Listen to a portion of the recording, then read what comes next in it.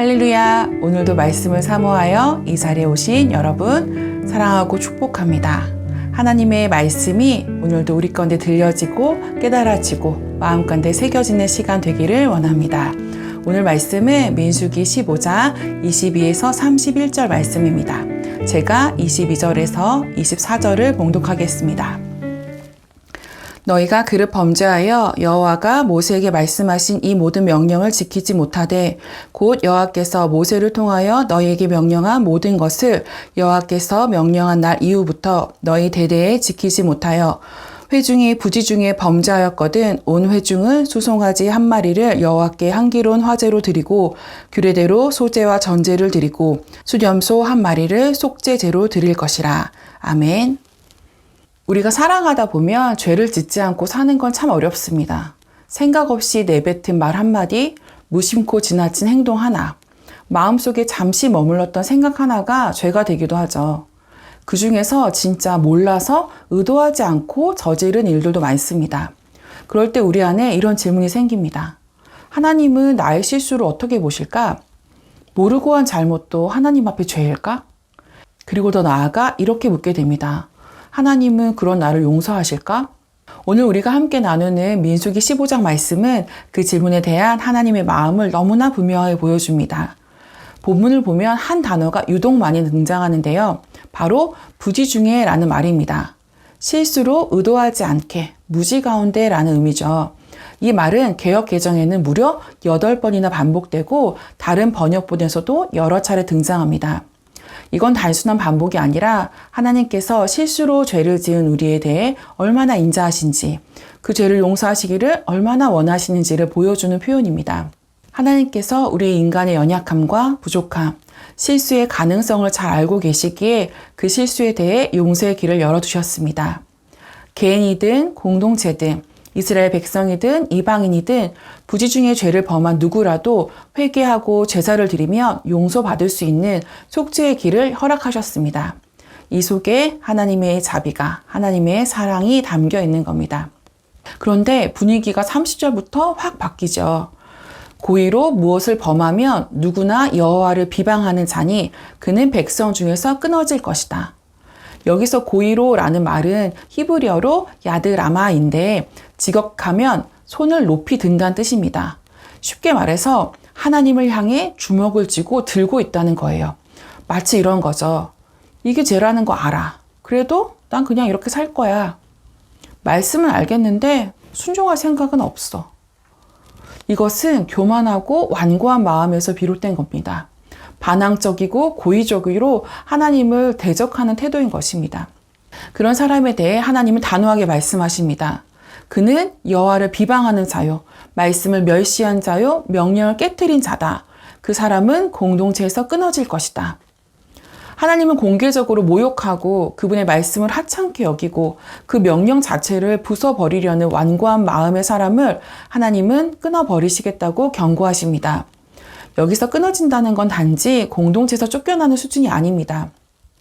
하나님의 언약 공동체에서 제외되고 하나님의 생명과 약속에서 단절된다는 무서운 말입니다.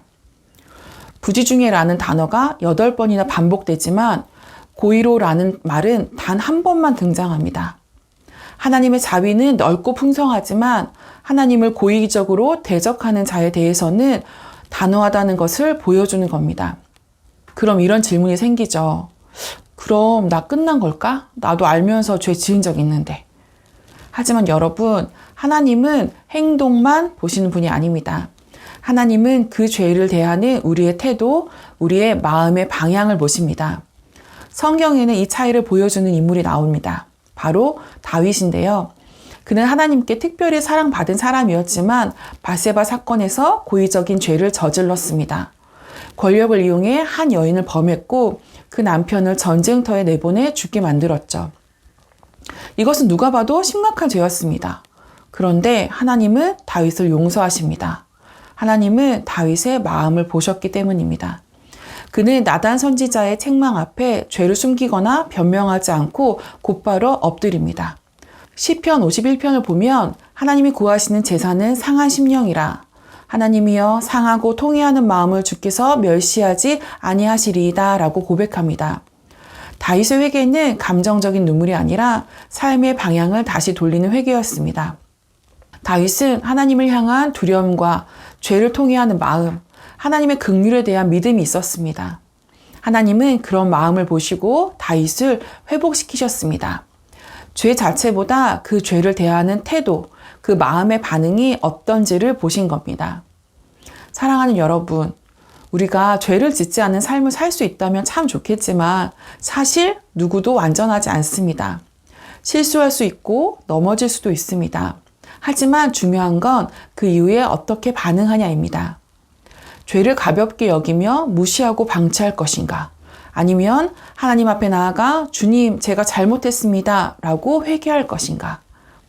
하나님은 우리가 실수하지 않기를 원하시지만 동시에 실수한 자에게 다시 돌아올 수 있는 길을 열어두신 분입니다. 실수한 자를 정죄하지 않으시고 오히려 돌이키는 마음을 기다리시는 분이십니다. 오늘 이 말씀 앞에서 우리 자신을 돌아봤으면 좋겠습니다. 혹시 반복해서 짓는 죄가 익숙해져서 더 이상 회개하지 않고 지나가고 있진 않은가요? 하나님의 말씀이 나에게 무뎌지진 않았나요? 하나님은 지금도 우리가 돌이키기를 기다리고 계십니다. 회개하는 자를 외면하지 않으시고 겸손한 마음으로 다시 시작하길 원하는 자에게 하나님의 자비를 부어주십니다. 오늘 하루 죄보다 하나님을 더 크게 보는 마음으로 실수보다 회개의 은혜를 더 깊이 붙들고 하나님 앞에 정직하게 살아가는 복된 하루 되시길 축복합니다. 함께 기도하시겠습니다. 사랑하는 주님, 이 시간 제 마음을 살펴보고 죄에 대해 무뎌진 마음이 있다면 깨우쳐 주십시오. 실수했을 때 정직하게 주님께 회개하게 하여 주시고 고의적인 죄를 범했을 때 두려움으로 그것을 멈추고 주 앞에 나아가게 하여 주십시오. 어떤 때라도 주님께서 기다리고 계심을 기억하며 돌이키는 마음으로 주님 앞으로 나아가는 자 되기를 원합니다. 주님, 나를 받아주옵소서. 감사드리고 예수님의 이름으로 기도드립니다. 아멘. 사랑하는 기류의 가족 여러분, 오늘 하루를 살아가며 하나님 앞에 내 마음이 어떤 상태인지 돌아보는 우리가 되길 원합니다. 그리고 실수해도 괜찮습니다. 중요한 건 다시 돌이키는 것입니다. 이 사실을 기억하며 하나님의 긍휼을 붙들고 살아가는 은혜가 우리 모두에게 있기를 간절히 축복합니다. 오늘도 승리하세요.